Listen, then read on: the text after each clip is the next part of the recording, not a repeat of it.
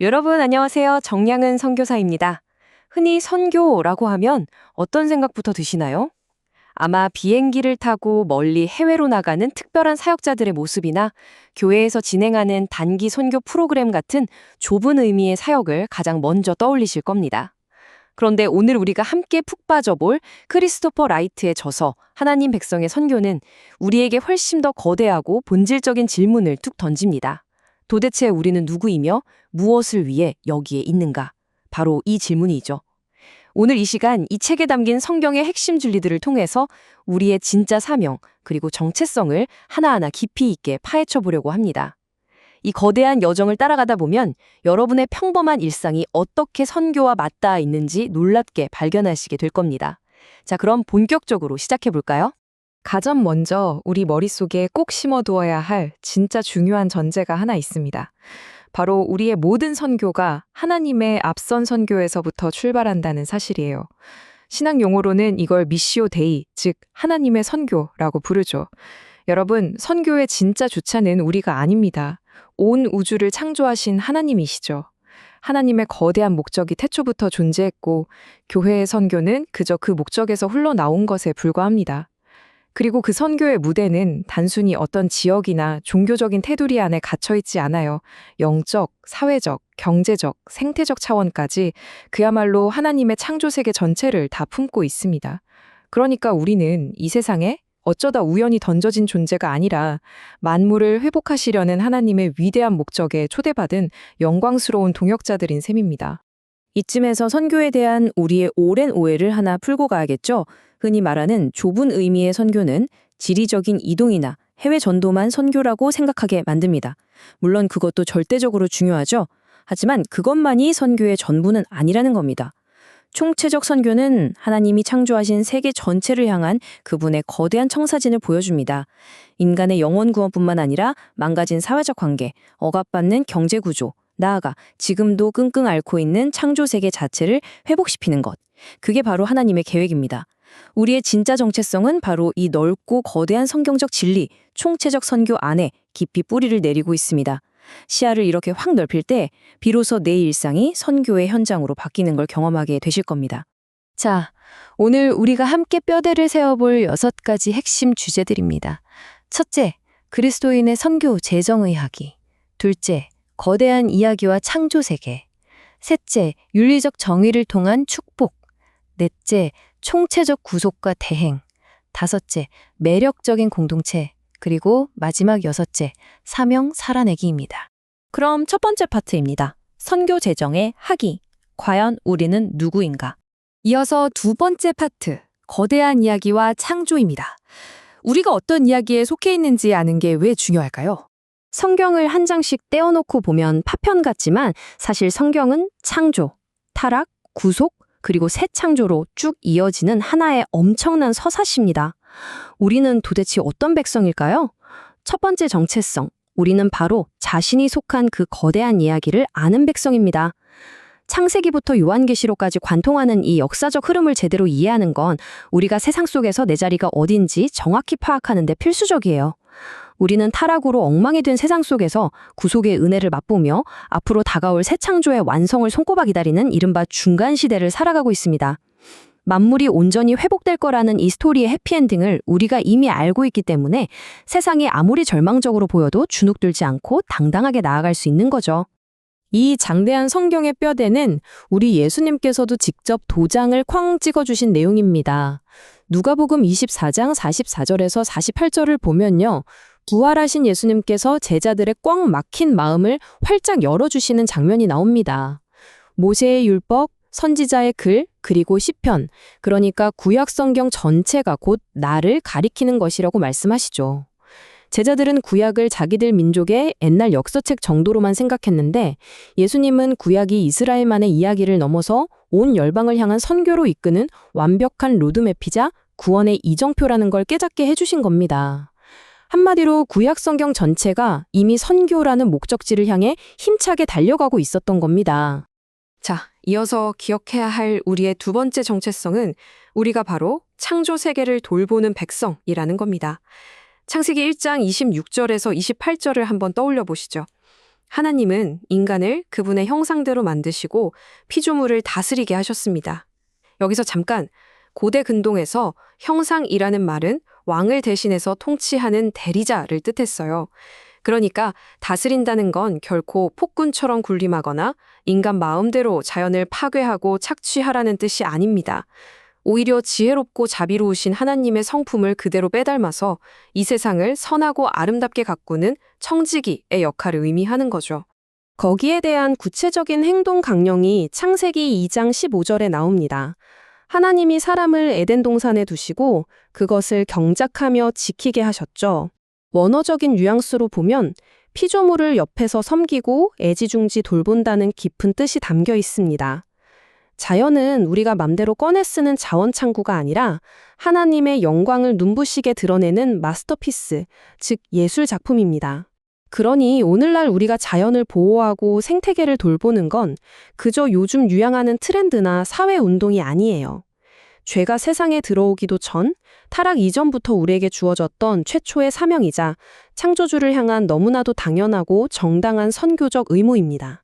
세 번째 파트입니다. 윤리적 정의를 통한 축복, 바로 하나님의 대행자 되기입니다. 세 번째 정체성, 우리는 열방의 복이 되는 백성입니다. 창세기 11장 바벨탑 사건 기억하시죠? 인류가 교만으로 똘똘 뭉쳐서 결국 뿔뿔이 흩어지고 분열되었을 때 하나님은 세상을 포기하셨을까요? 아닙니다. 대신 아브라함이라는 한 사람을 콕 찍어 부르셨습니다. 창세기 12장 1절에서 3절을 보면 땅의 모든 족속이 너로 말미암아 복을 얻을 것이라고 약속하십니다. 이 언약은 망가진 인류를 치유하기 위한 아주 위대한 선교적 마스터 플랜의 시작점이었어요. 하나님이 우리를 구원하신 건 우리끼리만 모여서 천국 티켓 주고 좋아하라는 게 아닙니다. 모든 민족에게 하나님의 생명과 복을 콸콸 흘려보내는 거룩한 축복의 유통자로 우리를 세우신 거죠. 그렇다면 우리는 이 복을 열방에 대체 어떻게 전해야 할까요? 네 번째 정체성은 하나님의 도를 행하는 백성입니다. 창세기 18장 19절이 우리 선교의 핵심적인 윤리적 기초를 딱 잡아주는데요. 하나님은 아브라함의 자손들이 여호와의 도를 지켜 의와 공도를 행하게 하려고 그들을 택하셨다고 분명히 못 박아 말씀하십니다. 쉽게 말해서 우리가 하나님의 백성으로 뽑힌 이유 자체가 바로 이 세상 속에서 바르고 윤리적인 삶을 묵묵히 살아내는 것에 있다는 뜻입니다. 구약에서 강조하는 두 가지 핵심 단어가 있습니다. 바로 의, 히브리어로 체데크와 공도, 미슈파트입니다. 체데크는 혼자 착하게 사는 걸 넘어서 사회적 관계 속에서 마땅히 해야 할 올바른 행동을 말해요. 그리고 미슈파트는 고아, 과부, 나그네처럼 힘없고 약한 사람들을 억울함 속에서 건져내는 진짜 실천적인 정의를 뜻합니다. 당시 소돔과 고모라처럼 잔인하고 폭력적인 세상 한가운데서 하나님의 백성들은 이 체데크와 미슈파트를 실천하면서 거룩하게 살아야만 했어요. 크리스토퍼 라이트가 아주 날카롭게 지적하는 게 이겁니다. 윤리가 빠진 선교는 가짜다. 일상 속에서 바르게 살아가는 삶 그 자체가 100마디 말보다 훨씬 더 강력하고 설득력 있는 선교의 무기라는 겁니다. 네 번째 파트입니다. 총체적 구속과 대행, 제사장 나라로 살아내기에 대해 알아볼까요? 자, 우리의 다섯 번째 정체성은 우리가 구속적 삶을 살도록 구속받은 백성이라는 겁니다. 구약의 하이라이트인 출애굽 사건을 가만히 들여다보면 하나님의 구원이 얼마나 스케일이 크고 입체적인지 확 와닿습니다. 이스라엘 백성들이 애굽에서 영적으로 우상 숭배에만 빠져 있었던 게 아니잖아요. 바로의 폭정이라는 정치적 억압, 뼈골 빠지는 강제 노역이라는 경제적 착취, 노예라는 사회적 소외, 그리고 예배의 자유를 빼앗긴 영적 속박까지 무려 4가지 차원에서 처절하게 짓밟히고 있었습니다. 그런데 하나님은 이 모든 고통에서 그들을 완전히 총체적으로 건져내셨어요.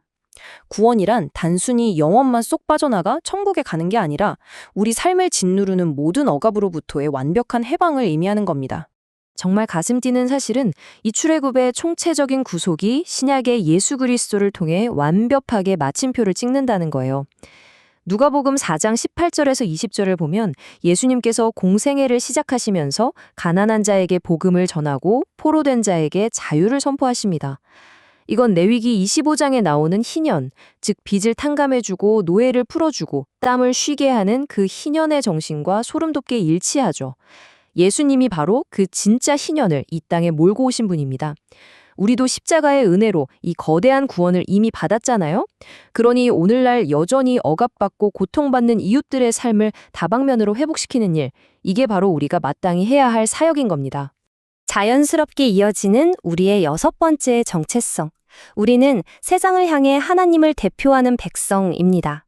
출애굽기 19장 6절에서 하나님은 시내산에 도착한 이스라엘에게 너희가 내게 대하여 제사장 나라가 되며 거룩한 백성이 되리라고 선언하십니다.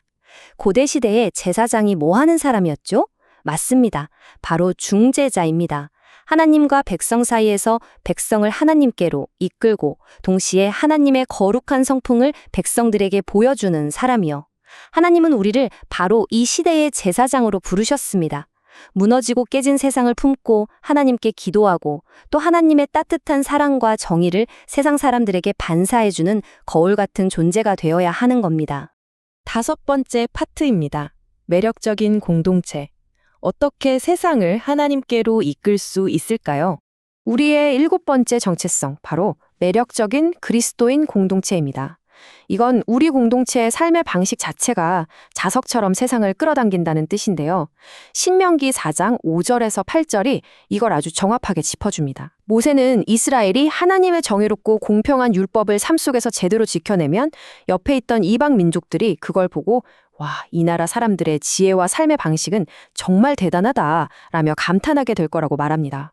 그러니까 멱살 잡고 억지로 믿으라고 강요하기 전에 세상 사람들이 우리 공동체의 도덕성과 사랑을 보고 스스로 호기심을 느끼고 경외감을 갖게 만드는 것. 이게 바로 선교의 핵심 전략이라는 겁니다.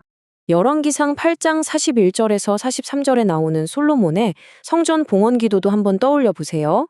솔로몬은 이방인들이 이스라엘을 통해 드러난 하나님의 위대하신 이름을 듣고 먼 길을 마다하지 않고 자발적으로 성전을 찾아올 때 그들의 기도를 들어달라고 간절히 구합니다. 신학에서는 이걸 안으로 끌어당기는 구심적 선교라고 부르는데요. 선교는 꼭 배낭 메고 밖으로 나가는 원심적인 움직임만 있는 게 아니에요. 우리가 있는 그 자리에서 소금과 빛이 되어 진짜 매력적이고 윤리적인 공동체를 만들어낼 때 세상 사람들은 우리의 모습에 끌려 자연스럽게 하나님께로 발걸음을 돌리게 될 겁니다. 드디어 마지막 6번째 파트입니다. 사명 살아내기. 이 엄청난 진리들을 오늘 우리 삶에 어떻게 적용해야 할까요? 이제 우리는 꽤 무거운 도전을 마주하게 됩니다. 지금까지 나눈 이 거대한 성경적 진리를 복잡한 오늘날의 현실 속에서 도대체 어떻게 살아내야 할까요? 크리스토퍼 라이팅의 메시지는 처음부터 끝까지 아주 일관되고 명확합니다. 하나님의 백성에게 요구되는 일상의 윤리적인 삶은 하나님의 거대한 선교와 절대 네버 분리될 수 없다, 이겁니다. 선교는 특별히 헌신된 소수의 전문가들만 하는 게 아닙니다. 여러분이 매일 출근하는 직장에서 꼼수 부리지 않고 정직하게 일하는 것, 기후 위기 속에서 텀블러 하나라도 더 쓰고 자연을 아끼는 것, 그리고 우리 주변에 억울하고 소외된 사람들을 위해 기꺼이 목소리를 내어주는 것, 이런 일상에 소소해 보이는 순종들이 모여서 찢겨진 세상에 복음을 전하는 가장 위대한 선교의 행위가 되는 겁니다. 자, 이제 마지막으로 스스로에게 한번 질문해 볼까요? 오늘 내가 서 있는 바로 이 자리에서 하나님의 거대한 선교를 살아낸다는 건 나에게 어떤 의미일까? 이 질문에 대한 정답은 여러분 각자의 땀 흘리는 삶의 현장에 숨어 있습니다. 여러분의 평범한 일상 속에서 내리는 바른 결단들, 창조 세계를 향한 작은 책임감, 그리고 이웃에게 건네는 따뜻한 사랑의 실천들이 하나둘 모여서 세상을 구원하시려는 하나님의 위대한 이야기에 멋지게 동참하는 거라는 사실 절대 잊지 마시기 바랍니다. 끝까지 영상 시청해 주셔서 감사드리며 다음 영상에서 뵙겠습니다. 오늘도 평안한 하루 되세요.